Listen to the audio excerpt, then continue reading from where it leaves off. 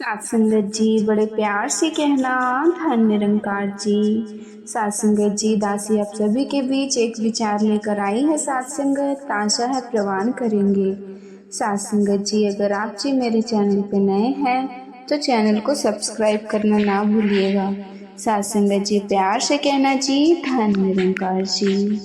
सात संगत जी धर्मपुर नाम के गांव में सात संगत जी रघुनाथ नाम का एक आदमी रहता था। सात संगत उसके परिवार में उसकी पत्नी रमा और उसका 8 साल का बेटा रोहन और 7 साल की बेटी स्वाति रहती थी। सात संगत रघुनाथ के पास छोटा सा खेत था। सात संगत जिसमें खेती बाड़ी करके जैसे तैसे वो अपना घर चलाता था। सात संगत लेकिन सात संगत एक रोज सात संगत पता चला कि रघुनाथ को टीबी की बीमारी हो गई है। सात संगत और कुछ समय बाद उसकी मौत हो गई है। सात संगत जी सात संगत जी पिता की मौत के बाद उनकी माँ ने उन्हें काबिल बनाने के लिए मेहनत शुरू कर दी। सात संगत जी उसने रोहन को पढ़ाया लिखाया आगे की पढ़ाई के लिए। सात संगत वो शहर चला गया। सात संगत और पढ़ाई और डिग्री खत्म होने के बाद उसने खुद का काम शुरू कर लिया। सात संगत ऐसे ही समय बीता और उसकी मेहनत का फल उसे मिल गया। सात संगत जी रोहन ने खुद का अच्छा खासा कारोबार शुरू कर लिया। सात संगत जी अब वो गरीब नहीं रहे बल्कि शहर के जाने माने अमीर लोग बन गए। सात संगत रोहन के लिए फिर एक बड़े घर की सात संगत जी लड़के निशा का रिश्ता आया। सात संगत और कुछ ही दिनों में उनकी शादी हो गई। सात संगत जी भाई की शादी के कुछ दिन बाद स्वाति के लिए भी नवीन नाम के एक लड़के का रिश्ता आया। सात संगत और कुछ महीने बाद वो भी ब्याह कर अपने ससुराल आ गई। सात संगत उसके ससुराल में उसकी सास नहीं थी। सात संगत जी सासू माँ का तो देहांत हो गया था, इसीलिए घर में सात संगत जी सास ससुर तो है नहीं लेकिन ये जेठानी लगता है, इन्हीं का हुक्म चलता है। सात संगत जी इस घर में उसका सोचना एकदम सही भी था। सात संगत स्वाति के भाई ने उसे ठीक ठाक गहने बनाकर दिए थे जिन्हें वो अक्सर घर पर ही पहने रखती थी। सात संगत ऐसे ही एक रोज उसको गहनों में लदा देखकर उसकी जेठानी पूनम उससे बोली, कोई ज़रूरत नहीं है घर में भी यूँ गहने से लदे रहने की। सात संगत जी कहीं चोरी हो गई तो ऐसा करो ये सब तुम मेरे पास रखवा दो, हिफाजत में रहेंगे। भोली भाली स्वाति को लगा कि उसकी जेठानी को उसकी कितनी फिक्र है। सात संगत जो उसके गहने को संभाल कर रख देगी। सात संगत जी उसने खुशी खुशी सारे गहने उसे दे दिए। शादी के 2-3 दिन बाद स्वाति महंगी सात संगत जी सी भारी साड़ी पहन कर आई। उसे देखते ही पूनम ने मुंह बना लिया और चिढ़कर कहने लगी, कहीं शादी में जा रही हो क्या जो इतनी महंगी साड़ी पहनकर घूम रही हो? घर के सारे काम पड़े हुए हैं, दीदी काम वाली क्यों नहीं आई अभी तक? अब से वो नहीं आएगी क्योंकि मैंने उसकी छुट्टी कर दी है। अब जाओ और पहले घर के काम काज निपटा लो, फिर सबके लिए खाना बना दो। सात संगत जी अब शादी के दूसरे दिन से ही वो सारे घर का काम अकेले करती। सात संगत पूनम तो बस उस पर हुक्म चलाती और उससे घर के सारे काम करवा लेती। सात संगत जी शादी के 5 महीने बाद ही उसकी हालत काफ़ी ख़राब हो गई। उसने अपने पति नवीन से कहा, सुनिए जी मुझे अपने घर जाना है। दीदी खुद तो पूरा दिन आराम करती रहती है और मुझसे घर के सारे काम करवाती है। सात संगत जी तुम मुझे कुछ दिन मेरे मायके छोड़ाओ, आज तो मुझे किसी ज़रूरी काम से मीटिंग में जाना है, लेकिन कल तुम सुबह तैयार रहना, मैं ऑफिस जाते हुए तुम्हें ड्रॉप कर दूँगा। सात संगत जी अगले दिन स्वाति सुबह जल्दी तैयार हो गई और सात संगत उसे तैयार देख पूनम ने पूछा, अरे आज तो ना चाय नाश्ता, ये क्या? ये तैयार होकर कहाँ जाने की तैयारी हो रही है? वो दीदी मैं अपने घर जा रही हूँ, सोचा कुछ दिन रहूँ, शादी के बाद ना मायके वालों से ज़्यादा सास संगत जी लाड ना रखो तो ही ठीक रहता है, और तुम मायके चली गई तो फिर यहाँ कौन संभालेगा। खैर जाना है तो जाओ। स्वाति घर का सारा काम खत्म कर देती है और उदास होकर अपने कमरे में बैठ जाती है। सास संगत जी क्या हुआ स्वाति, तुम इतनी परेशान क्यों हो। सास संगत जी नहीं दीदी, मुझसे क्या चाहती है ना ठीक से खाना देती है, न रहने देती है और ना ही कहीं जाने देती है। ऊपर से मेरे आते ही काम वाले को भी हटा दिया। अच्छा बाबा अभी तुम शांत हो जाओ, मैं भैया से इस बारे में बात करूँगा। अगले दिन नवीन ने इस बारे में अपने बड़े भाई से बात की। सास संगत भैया जब से स्वाति यहाँ आई है सारा काम बस वो अकेले करते रहती है। उसके आने के बाद तो भाभी ने काम वाले को भी हटा दिया है। सास संगत जी कितने महीने से वो बेचारी अपने घर भी नहीं गई है। ये सुनते ही पूनम गुस्से में आ गई और वहाँ आकर बोली, अच्छा बीवी क्या आ गई, इसकी भी जुबान खुलने लग गई। और सास संगत जी माल तुम लोग खाओ तो काम भी करना पड़ेगा ना। अरे तुम दोनों को हराम के खाने की आदत पड़ गई है।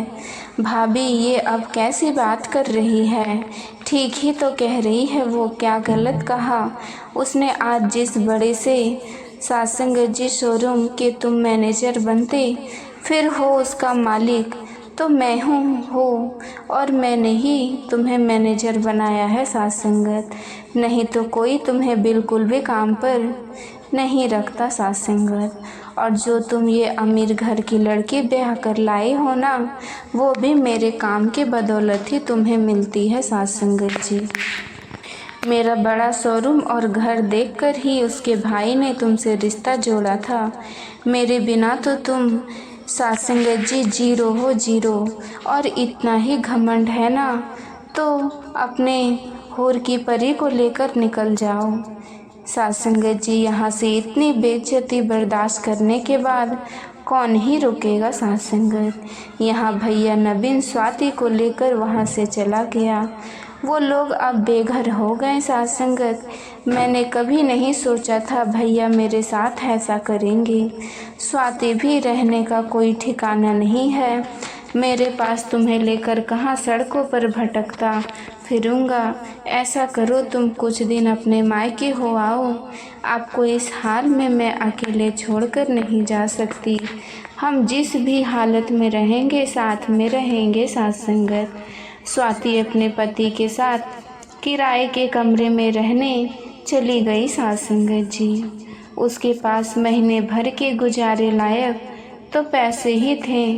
सास संगत जी उन्होंने चौल में एक नया कमरा लिया और उसमें रहने लगे। सास संगत और जैसे तैसे गुजारा करने लगे। सास संगत जी लगे सास संगत जी बड़े से घर में रहने वाली सास संगत जी लड़की अब चौल के छोटे से कमरे में आकर रहने लगे। अब वो पानी भरने के लिए लंबी लंबी लाइन लगाकर वहाँ खड़ी रहती। सास संगत जी छोटे से चूल्हे पर खाना बनाती। ऐसे ही एक रोज़ स्वाति कड़ी धूप में सब्जी का थैला लिए पैदल चली जा रही थी। तभी सिग्नल पर बड़ी सी गाड़ी में रेड लाइट पर उसका भाई खड़ा था। सास संगत अपनी बहन की ऐसी हालत देख वो जल्दी से गाड़ी से उतरा और अपनी बहन के पास दौड़कर गया। सास संगत दीदी ये क्या हाल बना रखा है तुमने अपने भाई को देख। वो उसके सास संगत जी सीने से लिपटकर फूट फूट कर रोने लगी। कुछ देर बाद वो उसके साथ उसके घर पर आ गई। सास संगत उन्होंने अपने साथ ठीक नहीं किया, मैं भी अभी उन लोगों को जेल पहुंचा देता हूँ। नहीं नहीं वो मेरा परिवार है, मैं उनके साथ कुछ गलत नहीं कर सकता। सास संगत जी उन्होंने जो मेरे साथ किया वो उनके कर्म अच्छा ठीक है। सास संगत जी चलो मेरे साथ मेरे घर चलो। स्वाति ने बड़े ध्यान से अपने पति की तरफ देखा फिर वो समझ गई कि उसका पति कहीं नहीं जाना चाहता। वो खुद भी नहीं चाहती कि वो मायके में रहकर अपनी भाभी के ताने सुने, इसीलिए उसने वहाँ रहना ठीक समझा। सास संगत जी, रोहन घर आ गया। घर आकर उसने यह बात अपनी 7 महीने की गर्भवती पत्नी को बताई। सास संगत, अब हम क्या कर सकते हैं, जो उनके कर्मों में होगा उनको भुगतना तो पड़ेगा ही ना। सास संगत जी, इसमें हम कर ही क्या सकते हैं। ऐसे कुछ दिन बीत गए। कुछ दिन बाद उसकी भाभी ने एक बेटे को जन्म दिया। ये खबर मिलते ही स्वाति झट से अपने मायके दौड़ी चली आई। अरे वाह, मेरा नन्हा राजकुमार लाओ। सास संगत, इसे मेरे हाथ में दो। भाभी, नहीं नहीं, उसे हाथ भी मत लगाओ। तुम्हारे इतने गंदे कपड़े, ऊपर से जिस जगह रहती हो वहाँ भी तो कितने सारे सास संगत जी जर्म्स होंगे। सास संगत जी, मुझे तो उस घटिया जगह के बारे में सोचकर भी घिन आ रही है। पता नहीं तुम कैसे रह लेती हो। वहाँ चलो, पीछे हटो, दूर से ही देख लो। इसे अपने भाभी के मुंह से ये बात सुनकर स्वाति को भी बड़ा बुरा लगा। सास संगत, आँखों में आंसू लिए वो वापस चली गई। सास संगत जी, आ गई, मिल आई नन्हे राजकुमार से। स्वाति ने सास संगत रुंधे हुए स्वर में हाँ भी कर दी। सास संगत, आहा, अच्छा तुम्हें कहीं नौकरी मिली। वो दोनों ये बात कर ही रहे थे, तभी रोहन के पास नौकरी के लिए फ़ोन आ गया। ये सुनकर दोनों बड़े खुश हुए। कुछ समय बाद स्वाति ने भी एक जगह नौकरी के लिए अप्लाई किया और उसकी भी नौकरी लग गई। धीरे धीरे उनके घर के हालत सुधरने लगे। सास संगत, स्वाति कितनी भी गरीबी में रही, लेकिन उसने कभी अपने अमीर भाई की सहायता नहीं ली। सास संगत, उधर उसकी जेठानी और जेठ ने किसी के साथ धोखाधड़ी की, जिसके जुर्म में उन्हें सज़ा मिल गई। सास संगत, और वो जेल चले गए। स्वाति ने नवीन को जैसे इस बात की खबर लगी, उन्होंने उन दोनों को छुड़वाने की पूरी कोशिश की। और सास संगत, एक रोज़ उन सास संगत जी निधि और प्रीति के पिता शहर में मजदूरी करते और उनकी माँ घर संभालती। सास संगत, वो दोनों बहुत छोटी थी जब उनके माता पिता उन्हें काम की तलाश में अपने साथ शहर ले आए थे। शहर में वो बस एक किराए के कमरे में रहते थे। सास संगत, मदन ने दोनों बेटियों की सरकारी स्कूल में पढ़ने के लिए डाल दिया था। सास संगत जी, सब कुछ ठीक चल रहा था। ऐसे ही कई साल बीत गए। सास संगत, और फिर एक रोज़ मदन को लकवा मार गया। सास संगत, उसे सरकारी अस्पताल ले जाया गया। वहाँ डॉक्टरों से जितना हो सका उन्होंने उसका इलाज किया। सास संगत, इसके बाद उन्होंने मदन को छुट्टी दे दी। सास संगत जी, एक दिहाड़ी मजदूरी ने जब बिस्तर पकड़ लिया तो घर के हालात भी बहुत तरह सास संगत जी डगमगा गए। सास संगत, जो भगवान की मर्जी, अब उसके आगे किसी और का जोर कहाँ चलता है। सास संगत, सुनी जी, आप दिल छोटा मत कीजिए, बस थोड़ी हिम्मत बांधे रखिए, देखिएगा एक दिन सब ठीक हो जाएगा। मेरी तो कुछ समझ में नहीं आ रहा उर्मिला। सास संगत, अब इतने बड़े शहर में हमारा गुजारा कैसे चलेगा। हमारी दोनों बेटियां बस अपनी 12वीं ख़त्म कर लें, फिर देखना सब ठीक हो जाएगा। निधि और प्रीति दोनों 12वीं की परीक्षा दे रही थी।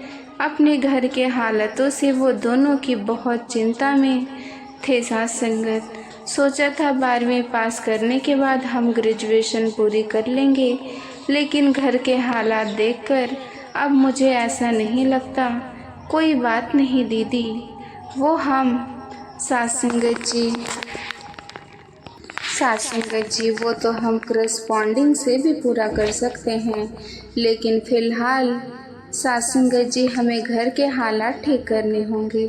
तुम तो जानती ही हो, माँ अनपढ़ है, उन्हें कुछ ज़्यादा नहीं पता, इसलिए अब हमें ही कुछ सोचना होगा साथ संगत। ऐसे ही कुछ दिन बीत जाते हैं।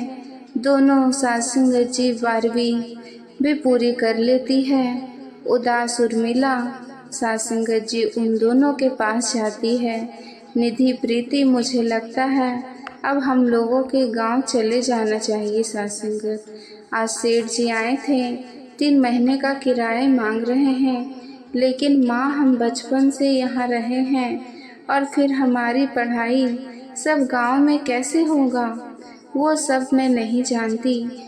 मैंने कहा साथ संगत गाँव चलना है मतलब चलना है। निधि, प्रीति ने काफ़ी मना किया, लेकिन उर्मिला ने साथ संगत उनकी एक नहीं सुनी। अब गांव में आकर वो लोग अपनी झोपड़ी में रहने लगे, लेकिन दोनों बहनों को कुछ समझ नहीं आ रहा था साथ संगत जी वो अब आगे क्या करें। उन दोनों ने कई दिनों तक सोचा कि वो साथ संगत ऐसा क्या काम करे जो इस गांव वालों के लिए एक नया। बहुत सोचने के बाद साथ संगत उन दोनों बहनों ने छोले भटूरे बनाकर बेचने की सोची। मैंने गांव भर में घूमकर देखा, यहाँ सिर्फ हलवाई है जो केवल समोसे ही बनाकर बेचता है साथ संगत। उसके अलावा यहाँ किसी चीज़ की दुकान या ढाबा नहीं है, तो क्यों ना हम यहाँ छोले भटूरे बनाकर बेचे साथ संगत। हम वैसे आइडिया तो बुरा नहीं है, और तुम वैसे भी अच्छे छोले भटूरे बना लेती हो, और मैं भटूरे अच्छे बना लेती हूँ साथ संगत। क्या साथ संगत जी, कैसा लगा हमारा आइडिया?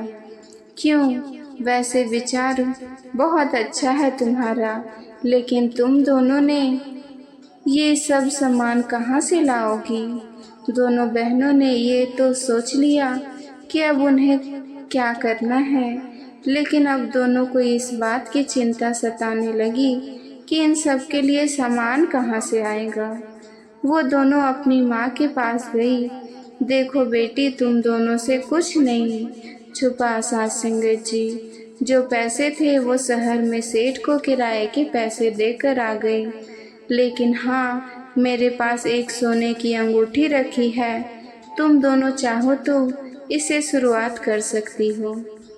फिर दोनों बहुओं ने साथ संगत जी एक अंगूठी सुनार के पास गिरवी रखी और उससे मिलने वाले पैसों से उन्होंने ज़रूरत का सामान खरीद लिया।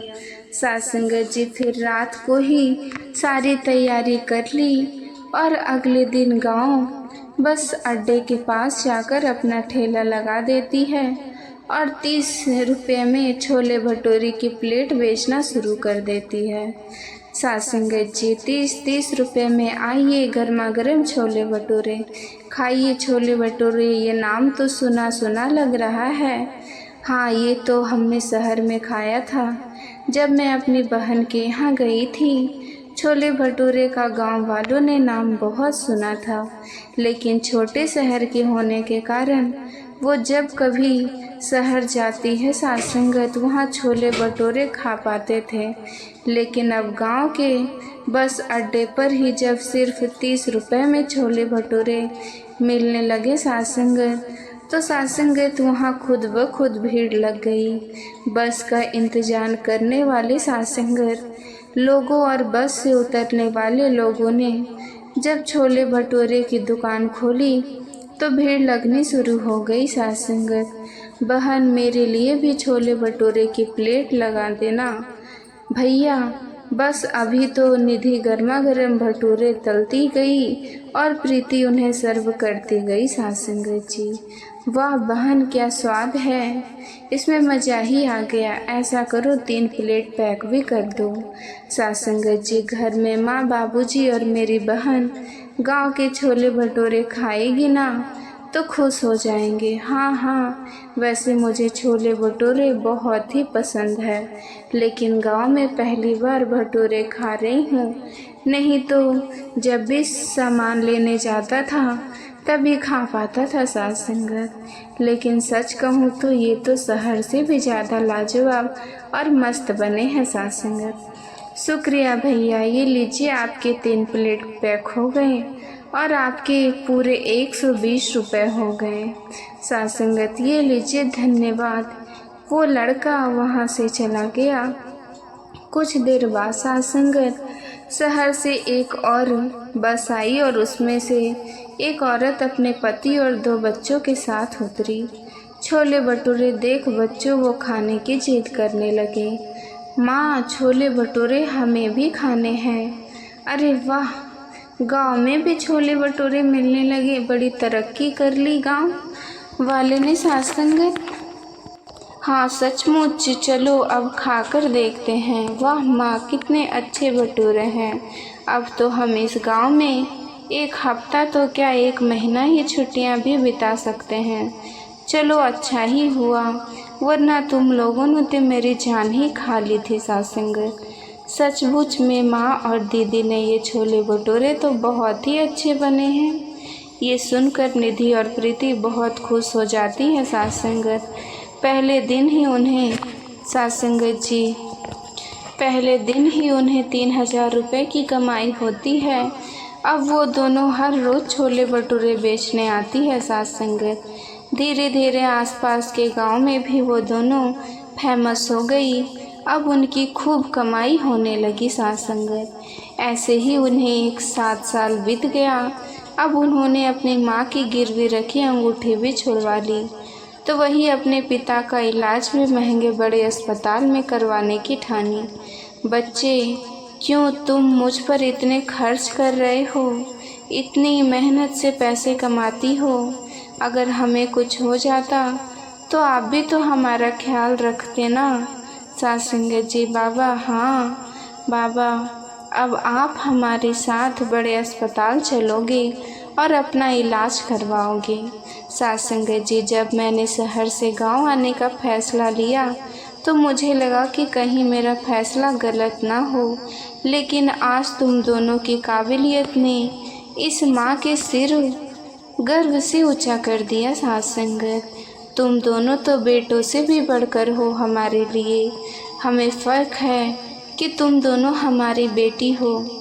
उस दिन के बाद साथ संगत उन दोनों खूब सफलता हासिल की। साथ संगत जी, अगर आपको ये विचार पसंद आया हो तो प्लीज़ लाइक, शेयर और सब्सक्राइब ज़रूर करें। साथ संगत जी, इस वीडियो को शेयर करना ना भूलें। साथ संगत जी, बड़े प्यार से कहना जी, धन्य निरंकार जी।